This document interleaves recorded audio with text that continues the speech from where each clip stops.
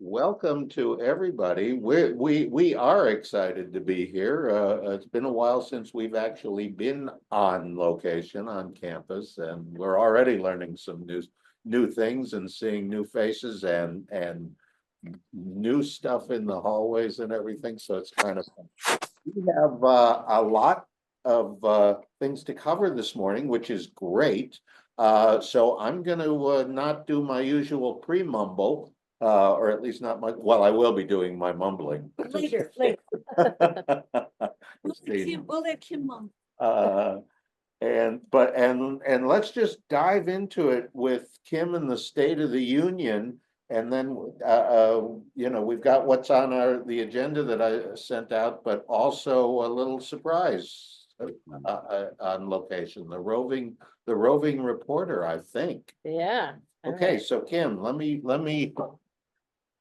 All right. give it So I'm going over to share to my you. screen. Hi, everybody. Good morning. Glad you could join us. So I just have a few updates that I thought I would share, and we'll go from there. So I have recently done parent potlucks and faculty. Parent potlucks are where we gather together and kind of do like kind of a State of the Union sort of style of what's happening around school. I've done that with the faculty and the parent body so far. And so I thought I would update you guys to the main things I think that were noteworthy. I will say that this is the time of year that we learn whether our teachers will be returning with us or not. And I'm happy to say that right now it looks like most of the team, if not all of the team, will be returning next year, which is one of the big goals of the board and myself is to retain really good teachers. And so we're in good shape there as of this moment. Our fundraising, we are, as you know, running our second annual fundraising, annual fund rather. And we are currently at 102,000. So we're pretty pleased with that. There's a spring fundraiser in May that will bring in a nice chunk and hopefully get us across the finish line. The goal is roughly 130 we're hoping for, which is what we made last year. We're hoping to meet that or beat that. And so we've still got a couple months to add to that fundraising goal. And so we're excited that that's in really good shape. Are there grandparent opportunities? He said. Well, absolutely. Yeah, Kim just kicked me under the table. It's the disadvantage of being on location. Yes, every little bit counts. And I actually challenged the faculty yesterday to get to 100%. And so we're almost there. And I promised to buy everybody lunch if we get to 100% of the faculty participation. So I'm hoping we'll meet that goal as I well. guess we'll have to do DoorDash to all of the grandparents, There you go. wherever they are. Yes, yes. And many of you have already given. So if you already have, thank you so much because we need everybody in the community to pitch in and support everything that we're doing here. You may have remembered from from another meeting where I've talked about those 3 big processes that we're under pressure to complete. I'm happy to say that number 1 has been submitted to the state of New York for our permanent charter, which allows us to operate in the state of New York. And so that's looking like we're in good shape there. The number 2, which you may remember if you were here at a former meeting, is this New York State mandate to prove that we are substantially equivalent, if not better than the local public school option that students have. It's a big undertaking, a lot of documentation on the teacher's part. We essentially have to look at everything that we're doing and provide documentation and artifacts from all the learning the kids are doing in all the different areas. And so we're currently organizing all that information. And we're working with BOCES, which is essentially the local, I don't even know what you would call it. It's an organization that partners with Hastings District where we are. And they will be coming to visit us next month and looking through all of our documentation. So we're nearing the end of that process. And then the accreditation, which is the larger accreditation process with the New York Association of Independent Schools, we are underway. It's an even bigger undertaking in terms of documentation because we have to not only collect the documentation, but we also have to write a self-study. It's a 125-page document narrative explaining everything we do. And so that just got scheduled yesterday. So they're going to be here in April of 2026. to come, and they'll move in with us for 4 days. They'll come in on a Sunday and they'll stay through Wednesday, and they will not only interview all the stakeholders and observe classes, and they'll look through our file cabinets, they'll do everything, and then they will write a response document to our document and either make recommendations of where we can improve, or, show, highlight where we're doing well, and then they'll decide if we get to be accredited or not.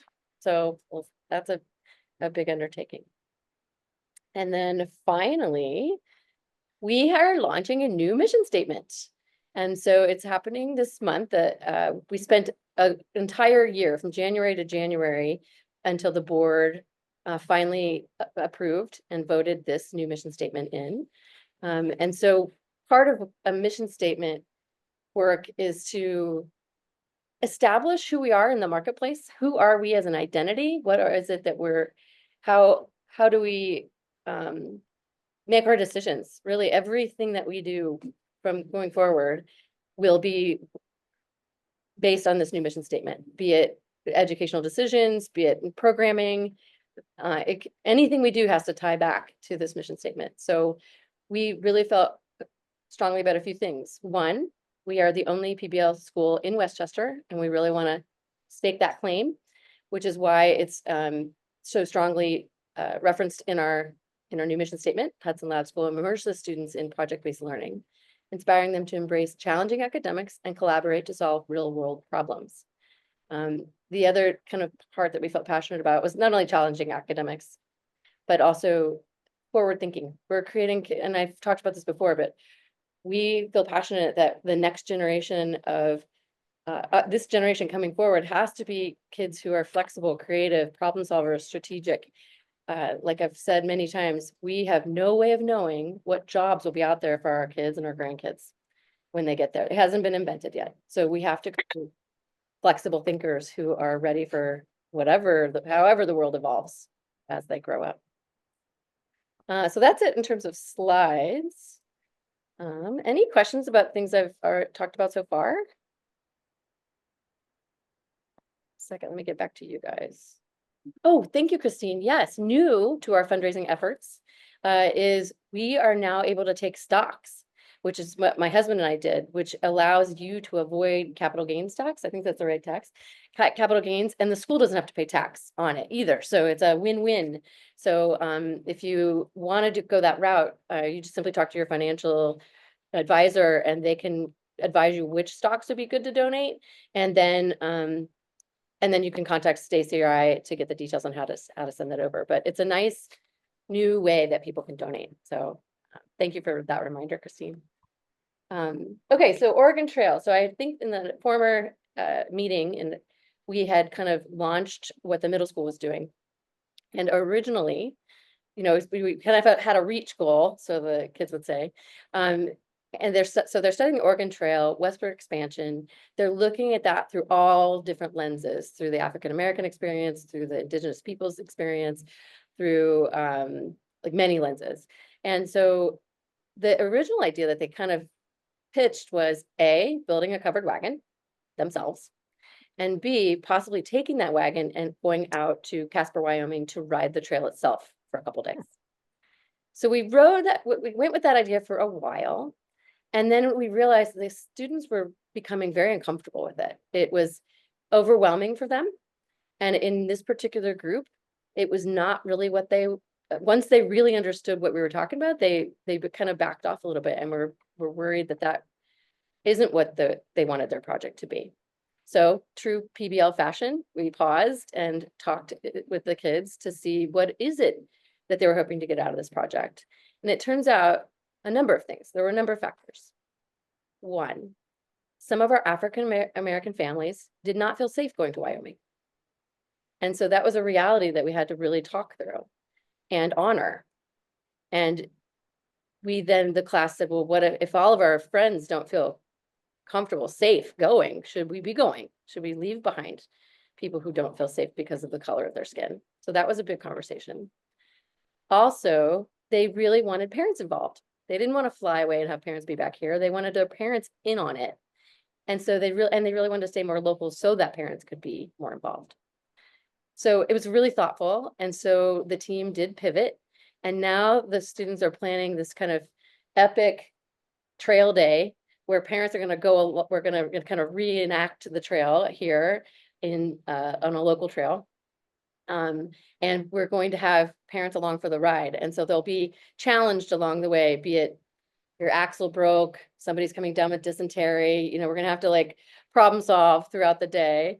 And then there'll also be like stations where they can stop and cook over the campfire or, have to get across a water crossing, sort of thing. So the students were much more invested in this idea and it really breathed new life into it. And so they're very excited.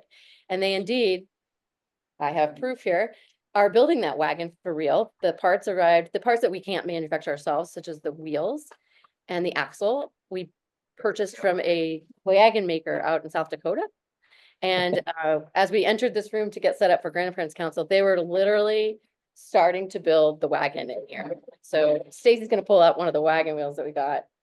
So that, Wow. so they started doing their measurements today to figure out how wide and long the box could be for the wagon part itself. And they're talking suspension and all sorts of things. So their big build will actually be that wagon with the covered top. And then we're planning the event to go with that. So it's just a good example of how student voice came through and they really advocated for themselves and ended up with a project that they're super excited about. They feel very capable of pulling off and that they were, it's what they want. And it's also super valuable. The amount of content that they've, been engaging in is, they know everything now. They've read multiple novels. They've read, they've really gone deep on that American experience from all different types of Americans. So It really is. I mean, it's great, just the evolution of it and the resolution of it. Jean, I don't know if you got in time for, you can't hear me? she's muted, but Oh, she you're can hear you. muted. Yeah. Okay. Well, we can't hear you yet. How about that? Now? Yeah, Okay. No, I missed the beginning, okay. Well, but that's okay. Go ahead. Go ahead. and it's recording, so you'll be able to go back and hear it. But anyway, it's a really interesting and, as Kim said, appropriate to project-based learning and group involvement, a resolution of some concerns.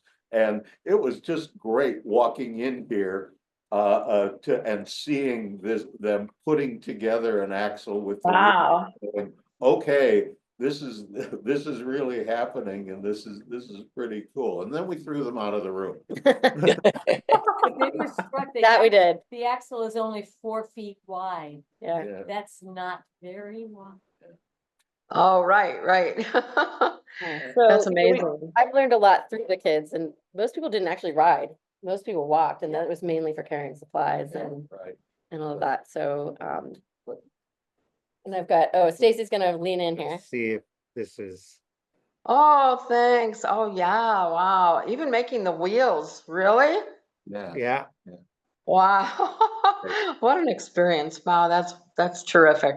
And one thought that they had about was actually, once they have finished with the project and done the class is done with it, then shipping the wagon to Casper, Wyoming, and having the grandparents go on the Oregon tracks. So Well, yes. Get ready. I was just gonna ask a question here. Similar to what you just said there, Scott. Maybe somewhere along that trail, there could be a station where the grandparents that are local could get involved with something. that'd be great. Yeah. That really would be. That'd be terrific. Wow, I like that. Yeah, we'll bring it to the Okay, team. Kim. We The could trail shoot itself has arrows, been- we could attack them. Yeah.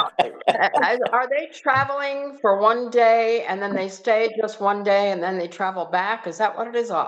Is that what it is?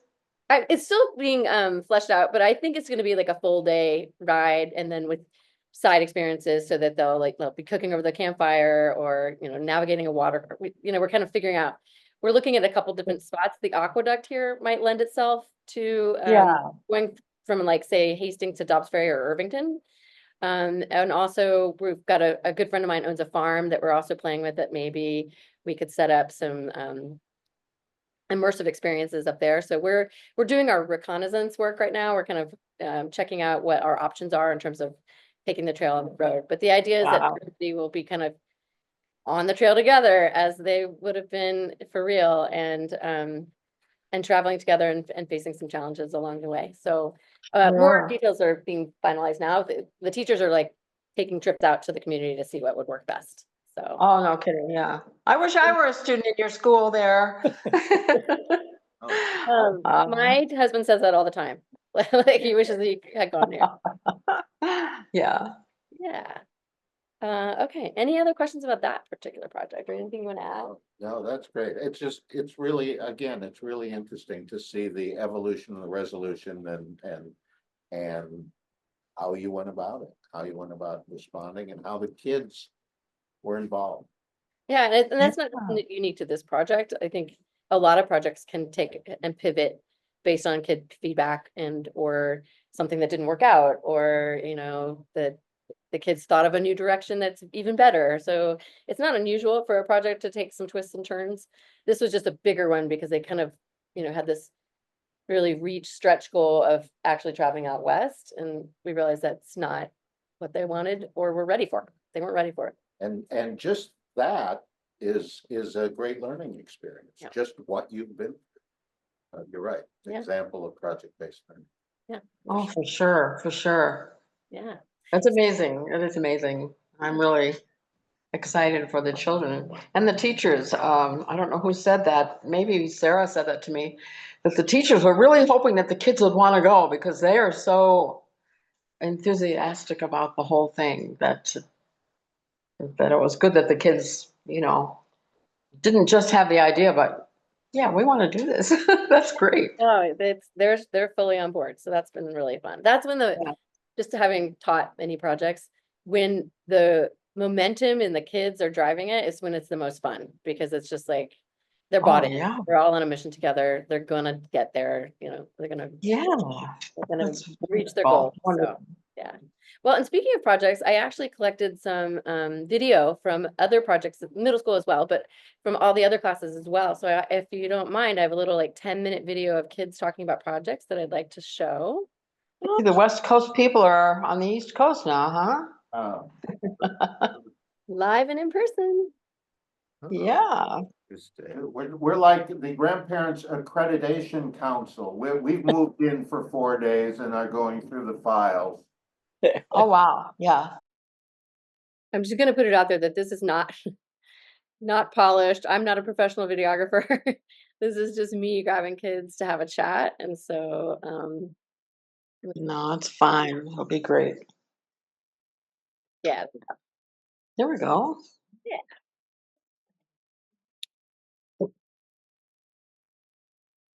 Hello, middle schoolers. Hi. Thank you for volunteering to talk about your project. So yeah, give our viewers and the Grandparents Council a little taste of what you guys have been working on. So right now we've been working on kind of trying to understand the Oregon Trail. So we've done lots of writing assignments and history assignments about kind of going into deeper what the people on the Oregon Trail and riding the Oregon Trail, what they were going through, what they were feeling like. Even yesterday we were watching a video about people in modern day trying to live through life as a pioneer, and it was really interesting because it was really hard for them to kind of, because they know that our modern inventions are created, but they can't use them because they're not created in the olden times.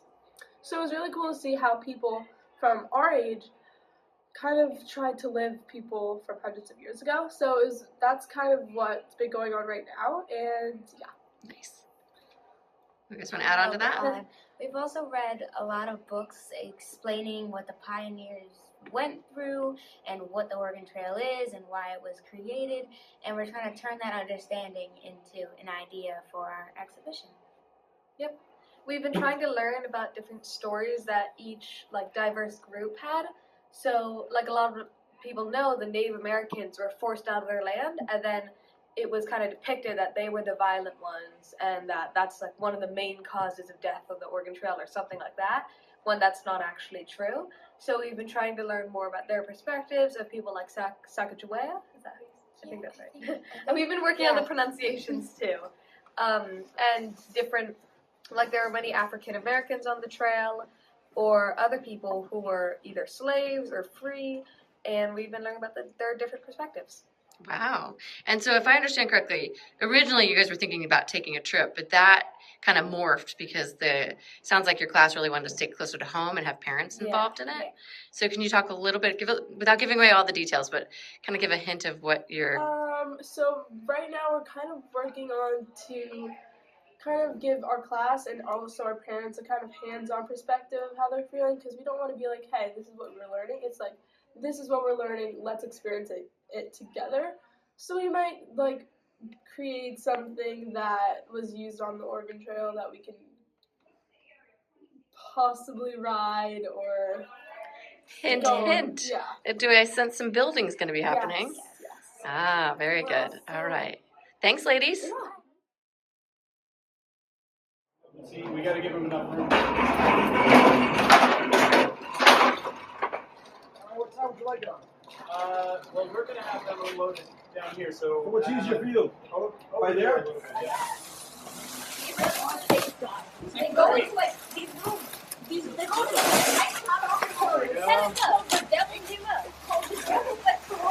Yeah, I'm going to have to cut around. So hang on.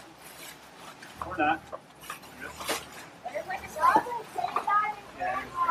I could take one. Yeah, I can take another one. All right, so Elodie, you want to come up here? Yeah.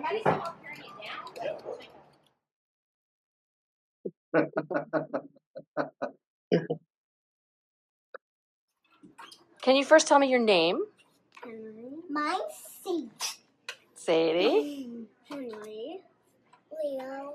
And Mateo. what are you guys doing right now? We were measuring, but now we're doing bugs because we just found one. So can you tell me about your project? What are you guys doing for your project this time? Well, we're looking at the spider, and mine's terrified. But I was brave. Yeah. So is your project all about bugs? Who wants to share a fun fact about one of the bugs that they've been studying? Mateo? One of mine, some bees can eat honey of other bees. Interesting. Wow. Tell me what your project's about this time. Bugs. What do you say that again, Kai? Bugs. What about bugs? What are you studying? We each study one bug. What bug are you two studying? I'm studying a beetle. You guys switch. I'm beetle. Beetle? How about you? Beetle. A beetle, but a different beetle. Can anybody tell me an interesting fact about their bug? Okay. It can survive a car driving over it. Whoa, it can survive a car driving over it? Whoa. How about you, Kai? Thinking about it is very good for the environment. Which bug did you say is good for the environment? The bee. The bee. Oh. Why is that? Why is it good for it? Because it can make pollination and crops won't grow without bees. And plus, beetles live for 250 million years. They've been around that long? Yeah.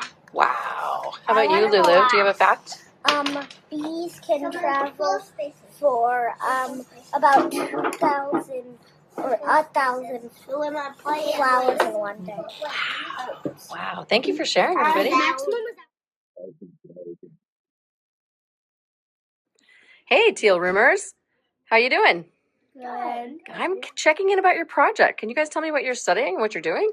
Our project is countries and culture, and we're doing the project so that if we see a different culture doing something different than we do, we don't laugh. And also, we've learned some facts like the Irish, the Irish were banned from using their arms for dancing at one time, so now they just dance with their feet. Fascinating. Any other facts you can share about other cultures? Hawken, do you want to say something? Well, we What else have you learned? we learned about like oh yeah, we kind of watched a video about two people went to a public library and first they like took out the books with 0 male characters and only 3 books we took out.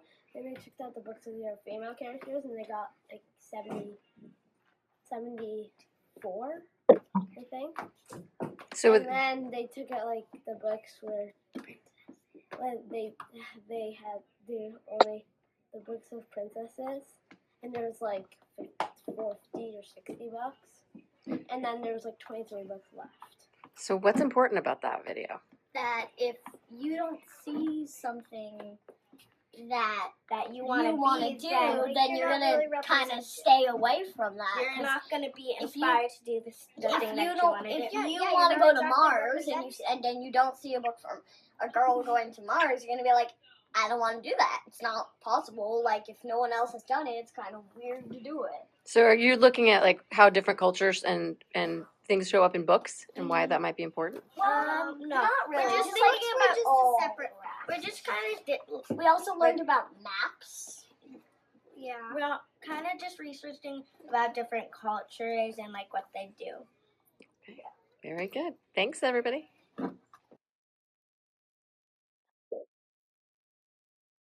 Hey, everybody. Hello. You guys are in the blue room, right? Yes. All right. So I just wanted to check in. Can anybody help tell the Grandparents Council what your project's all about? Yeah. So our project is about facing our fears. So we're gonna do this 5-episode kind of documentary, and each episode we have 4 to 5 kids who are going to play an episode. We're gonna learn about something. We're gonna have fun activities, and we're gonna face our fears. You can tell me more. We're currently working on the 3rd episode. So the first episode was about CPR and first aid. The 2nd episode was about cooking. And the 3rd episode, I think, is going to be about helping animals, dogs and cats, get adopted. The 4th episode, there's 4A and 4B.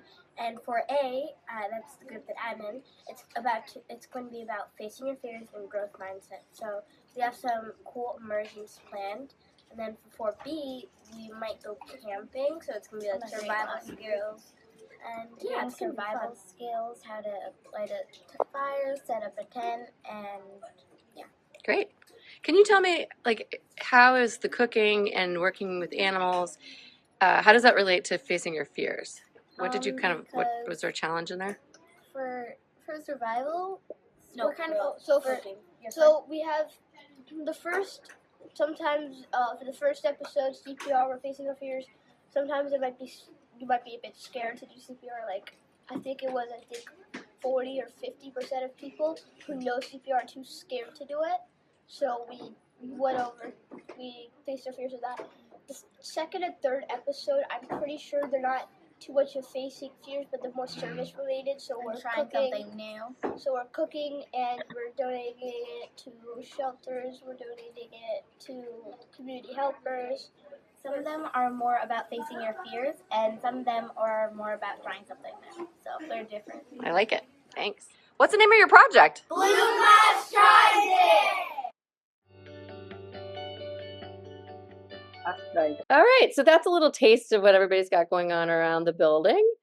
Any questions about any more details you would want to hear about any of those projects? We came in this morning and we were talking about seeing some of the classes, but the blue class isn't here because they're away this week volunteering at the SPCA and learning about being with animals and facing their fears and helping out. So that's Speaking of which, I'm going to play a very short video of my son that I got from his teachers this morning. Wait a minute. Please get a dog. Wait a minute. Hey Mom, can we please get a dog, especially for the project since we're working with this animal shelter? Can we please adopt a dog? Pressure. Uh-huh, uh-huh, yeah. Good luck, Kim. If he comes in with a puppy, I'm gonna kill him. But anyway, yeah, so that they are away off campus volunteering, and they'll be having dogs come in tomorrow, starting tomorrow, and throughout the week next week, doing different experiments and different experiences with them. So tomorrow they're meeting with a dog trainer.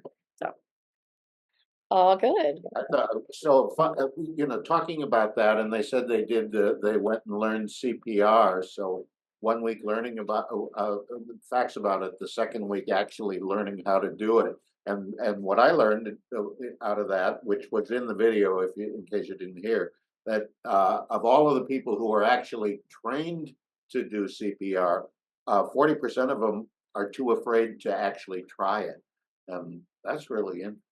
So face that. Yeah, and it's pretty neat that the whole class got officially trained and has they're card carrying members of the American Heart Association now. And so they do recommend CPR as young as 9 and up. So our kids got trained and are official. That's terrific.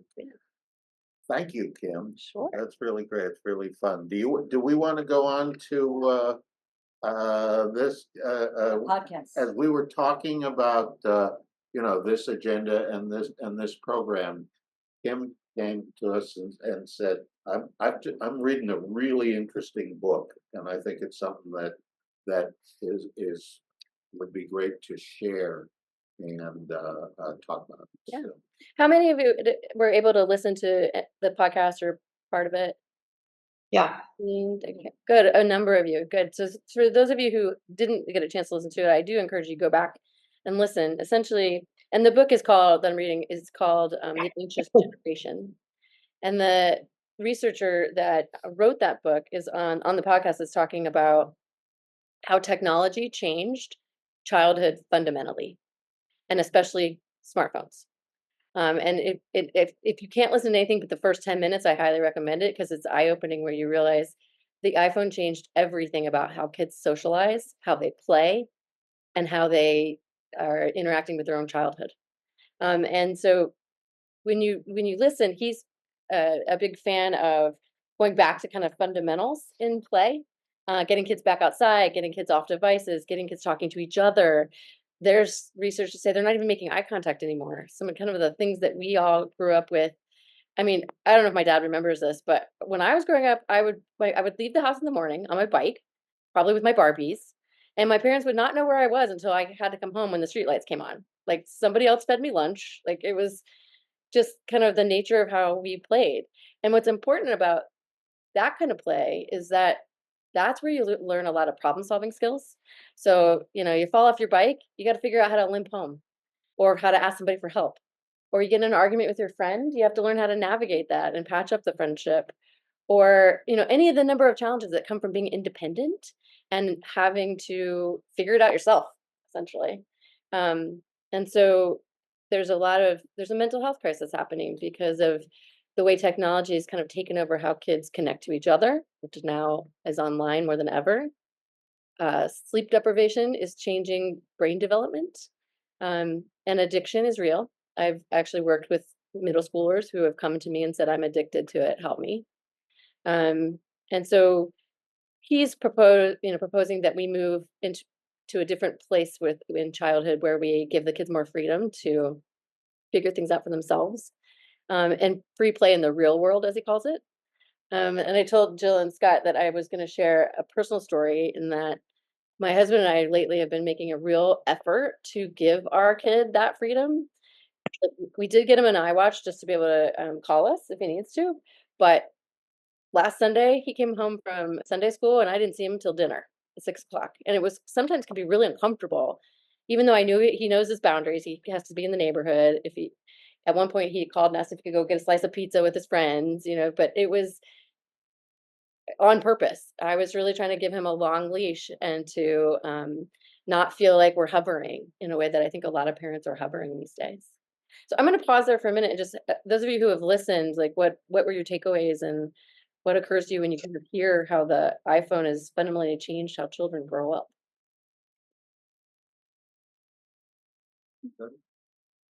You guys listen to it, right? Yeah, I mean, it was fascinating just I mean, on the one hand, you listen to it and you go, oh, that's really obvious.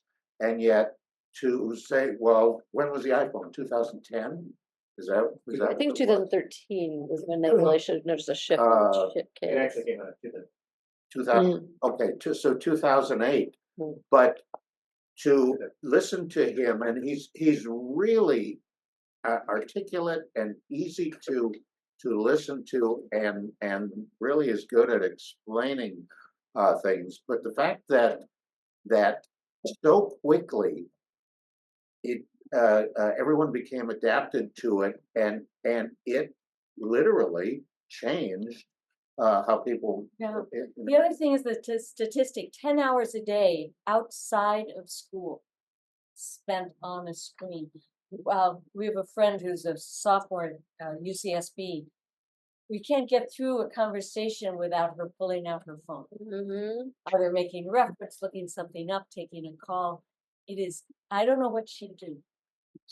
And then that's young woman's, 20 years old. Yeah. And the podcast also spoke about social media in particular being something that young children should not be engaging in. He's recommending 16, which is something my family has committed to doing, because it gets into their social development, how they're interacting with peers. He also makes the comment, something to the effect of, we should pay way less attention to the kids in the real world, and way more attention in the virtual world. Mm-hmm. And we've got some parents that are kind of doing the opposite. And so I think that stuck with me. Christine's got her hand up. Yeah, there have actually been, there's been a lot of research about this, not just with phones, but with technology in general. And I agree with the concerns that you're talking about. But one of the things that we also have to look at is some of the benefits that they're getting from this. And we actually don't know long term, what all the benefits are. We can't possibly anticipate that. But certainly the ability to navigate technology and to do things with technology in the future, all of our kids are in a much better place than any of us were. So yeah, we need to be concerned, but let's not overlook that there are also some good things coming out of this. We need to balance it, I think, is the bottom line. Definitely. And that's I have a husband and a son who are gamers. So, Yeah. and like, I'll tell you one thing I noticed early on in our relationship. My husband can look at a map and take in information in a way that I cannot. I have to be like, wait, we're going to take a we're going to do how, and he will just absorb an entire map. And that's coming from games that he's played, because I often have a navigation up in the corner. So I agree with you. There are good things. And I don't think shutting it, I personally have never been one to like calculate screen time minutes. I just try to make sure that it's balanced with getting outside and running around and taking classes at school and whatever it is, so that it's not all screen oriented. But there are good things that come out of it educationally too. We certainly have kids on screens at school for lots of good reasons, for sure. It's just really interesting. That when he takes that deep of a dive into how it affects this socialization and everything, and how it affects boys and girls very, very different, is also really interesting and really relevant. Yes. Yeah. Hi, it's Debbie Kohler. If you look around a room when kids are not on, I think parents have that phone in their hand all the time. And I think kids see that and notice that. And I think we have to set an example to put it away too. And Stacey, you guys said something you did interesting about how nobody talks about things anymore. They'll go, oh, let me just Google it. I'll get the answer.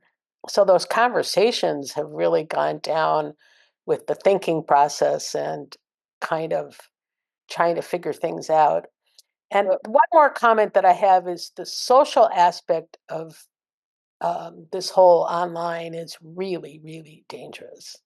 I mean, and that's not just with kids. I see it with people my age that can be really, when, I don't know if you remember when Facebook first started, everybody recorded everything down to when they went to the bathroom, and everyone was having the best life in the world. Nobody posted their bad day. And I think it's created a lot of stress on people who think that everybody's having a better time than they are. And I don't see that has changed very much. No, that's definitely, there's all those filters and lenses and people, paint everything in the perfect picture for sure. And I think the social media piece is really dangerous for so many ways, for so many reasons. There are predators out there that are something that parents need to be aware of. And I think I work with middle schoolers, right? And they're developmentally not able to handle a lot of what they're going to be forced to handle online, on social media in particular. They're literally, and you guys have a middle school, have had kids go through middle school and have one now. Their brain comes unwired. Like their frontal lobe is not working correctly. Their decision-making skills are poor, especially in like the 7th grade range. And then they start to like really wire back together by 8th grade, and they start to be able to discern and make better choices. And that's developmentally appropriate, and that's how kids, grow through these ages. But that's the last time of their life that you want to be putting them in a world where, to Debbie's point, what they see may not even be real, right? They may not be interacting with who they think they are. And then it also becomes this like social competition with their peers where, they're kind of put in this false reality where they're trying to maybe be somebody they're not online. So, and it follows you. That follows you for the rest of your life, which we talk about with the kids a lot. Like anything you put online ever will follow you for the rest of your life. You may have an employer when you're 40 who comes across something dumb you did in middle school, and it might actually have repercussions for you. And also there's a student here locally in a public high school who took it upon herself to write something about shooting up a school on her social media post, and the FBI got wind of it and came to take her out of school in handcuffs. And I think a lot of kids were like, oh, they mean it when you say you can't put anything on you want on social media, right? Like there's real life repercussions. Jean, did you want to say something? I don't have any statistics on this. I never looked it up. But when I think of news reports that I've heard of usually girls taking their lives, they usually seem to be the 12, 13-year-olds, 14-year-olds who are, I guess, as you were saying, Kim, their minds might be a little unscrambled. And so like toddlers, they're sponges and they're soaking up whatever they think the most popular person is saying, and they want to be part of that. But the bullying and everything. So what I was thinking is his strong recommendation was for community. I think it must be really hard for parents whose their child's friends are on smartphones and they have tried to take a stand against it. And then, as he was pointing out, you don't want your kid to be the kid always left out, the one who doesn't know about going to the birthday party because they're not on the smartphone. But he said, if you have a group of parents, the parents of your child's friends, where you can sit and talk and make some sort of, maybe even a group decision, like, can we commit to this? Can we commit to just our kids having just flip phones until they're a certain age, 15, 16, whatever it is? And then they would have that support around them. I'm so much older. I'm older than all of you. But so we had the parents, that we all could talk together, and the kids running around in the neighborhoods and in my house and in her house and in their house. And it's just not like that anymore. And so the parents must feel very isolated and kind of say, well, what can I do? What can I do? And as you pointed out, people used to feel like, well, be careful of the strange guy in the park and be careful of the people out there. Now they're safe. They're nice and safe at home with me on their and internet. Well, guess what? As the author pointed out, that's where the predators are, and that's where this, as you were saying, Deborah, those horrible things are online that kids, and maybe I don't want to see them either, that are not healthy for people to be absorbing, That pressure is real as a parent. Like I get into a lot of conversations about, oh, but she's gonna be the only one left. The left out thing is a real thing. There is a Oh, movement out there yeah. called Wait Till 8, where parents are banding together and asking schools to recommend that everybody wait till 8th grade gee, for phones. And that is something that also like it was really helpful when we decided several years ago to ban phones. We lock them up when the kids come in the morning, which I know a lot of schools are grappling with right now. It was such a relief. We were just like, nope, we don't do that. And it took it off everybody's plate. Nobody had to worry about kids sneaking into their lockers to get them and whatnot. And so we took a stand, which the author does talk about and recommend. Stacey wants to show us well, to the question of the data, so this is a chart of self-harm in boys over the last like 20 years, and you can see like it's pretty flat, right? Overall. Right. You shift to girls, and you see where there's that inflection and it starts going up. Yeah. Right? So you can see 2009. That's when the phone came out. Wow. That's really powerful. Amazing. Wow. Yeah. The data proves it out too. Oh, and one thing that we, might not, I would never have thought of this, but Sarah was teaching at the university level. I mean, she's a dean now, but I'm saying she taught for many years. And it was so shocking to her that if she would say something like, well, to the students, she'd have small classes of the students taking graduate courses in Spanish. And they would plan on, well, let's go and do something as a group and blah, blah, blah. And these kids would say, I have to call my mother first and ask her. These are college kids, some of them in their 4th and 5th year of college. And they needed to call their moms about many, many, many things. Well, I don't know if my mom wants me to take that course, that advanced course. I have to call my mom. And that's down the road, the results of, of the kids not learning to fend for themselves and develop that confidence. I'm sorry, should I turn this off? My dog is crying to go out. I'm sorry.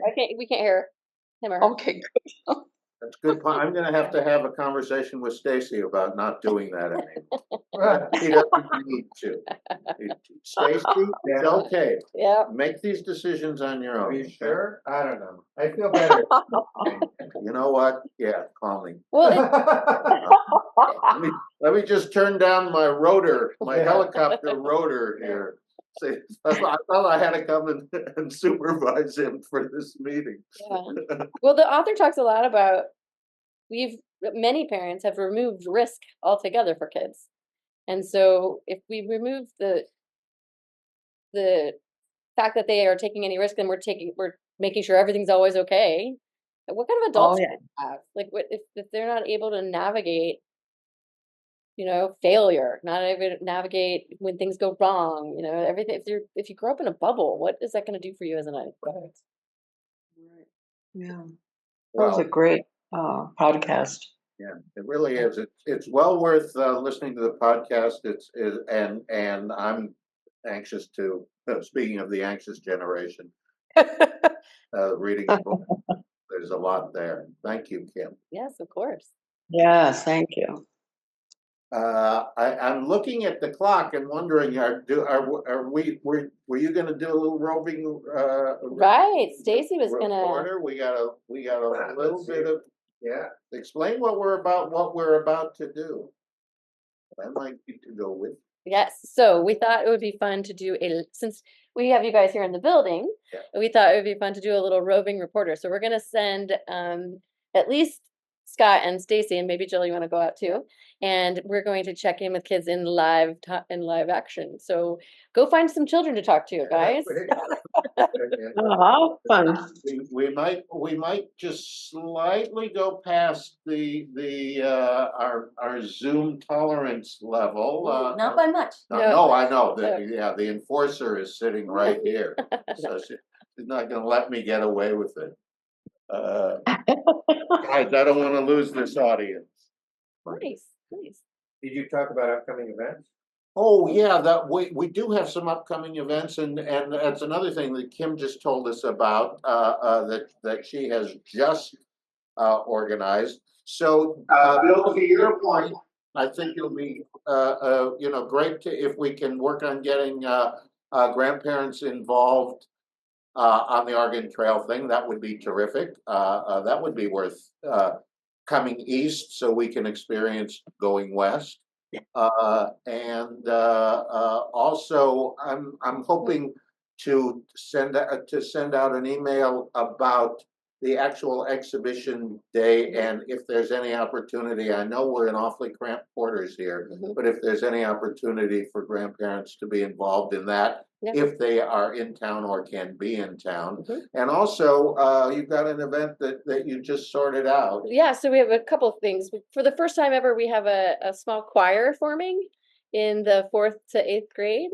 And so they've worked on 4 songs. And so they're going to put together like a 15-20 minute performance in the auditorium upstairs for the grands and for our community. So if you're local and you want to stop over and hear a brief concert, you're more than welcome to do that. And we'll send out the dates and times in your follow-up letter. And then also the May fundraiser, if anybody wants to come, that's a big event, fun, and a big fundraiser for the school. And that's at the end of May at the Good Witch. There'll be a silent auction. It's a good event. So if you're in the area, we'd love to have grandparents join that as well. Wonderful. The dates and times. Roving reporter. All right, guys. We gotta go. Find us some good. You want to grab? We are live with the Grandparents Council. Yeah. I don't know if the class wants to say hi. We're live with the Grandparents Council. Does anyone? A little bit earlier. Did you guys remember doing the video about the bug facts with Kim yesterday? Maybe. Yeah. We found a spider in the hallway. Do you remember that? Do you want to come share, say anything to the Grandparents Council? No? All right. So this is Maida and Minhee, our green room team. All right. Kindergartners are a little shy right there. Yeah, they're like, who are these people? Jackson. Yeah. Maybe everyone else can mute so that we don't keep jumping back and forth. Oh yeah, or Kim, you can pin us.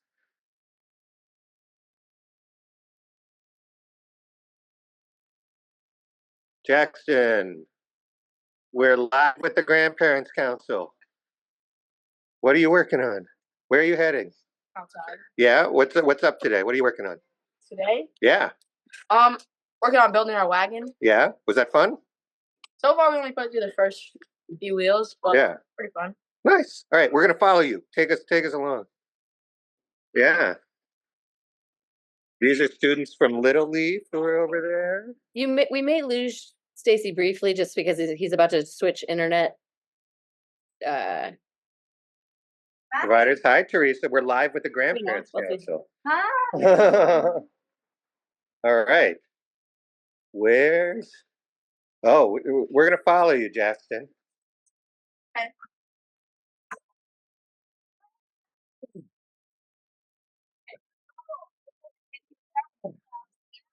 Hi, Lindsay. Good. We are live. We're live. We're streaming live with the Grandparents Council. This is Lindsay, our kind of like utility infielder and taking and everything. Yeah. Hey, middle school, what are you doing? You have to yell. All right, let's see it in action.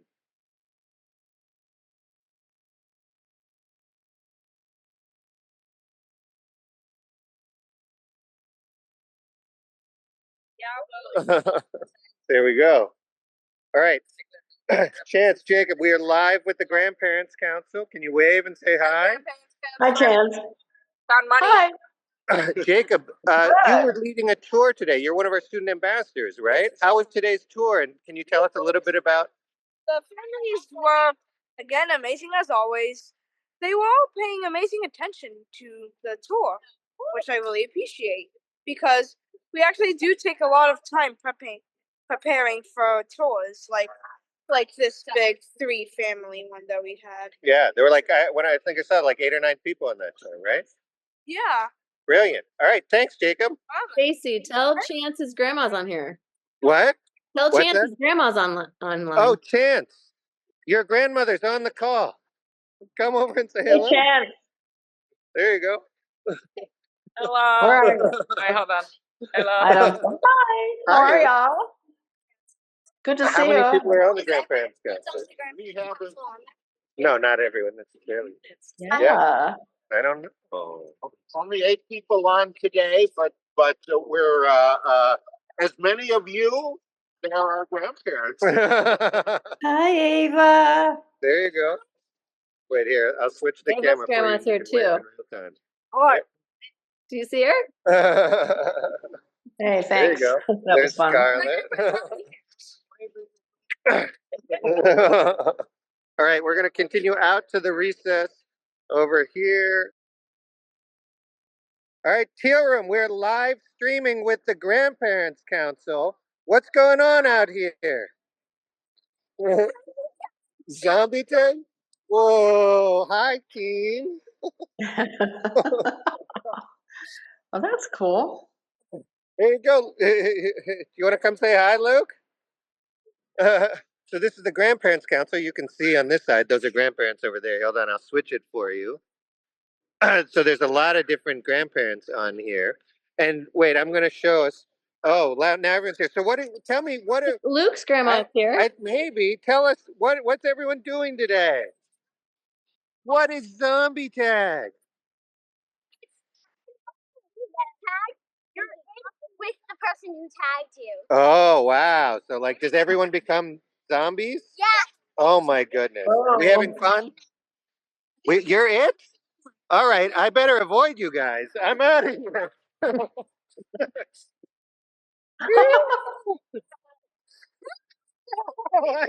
Now they got me. They got me. Uh-oh, there, another zombie. That's my grandkid right there. I'm it. I think now I'm gonna get Jill. Yeah. You're it. All right. Kim, I think that wraps up. Yeah. Those kids are very active. Wraps up our roving reporter segment here. I agree. I think that was fun. Very nice. Thank Yeah. you. Yes, we can do Yeah, more of and that in Jill the has future. called time on the on today's Zoom meeting. So Yes, we can. But I'm really glad you all joined, and we'll send out those dates, the things that we mentioned, and have a great afternoon. So good to see you all. Thank you. Likewise. Bye. Thank you so much. Bye. Bye. Bye, everybody. Bye.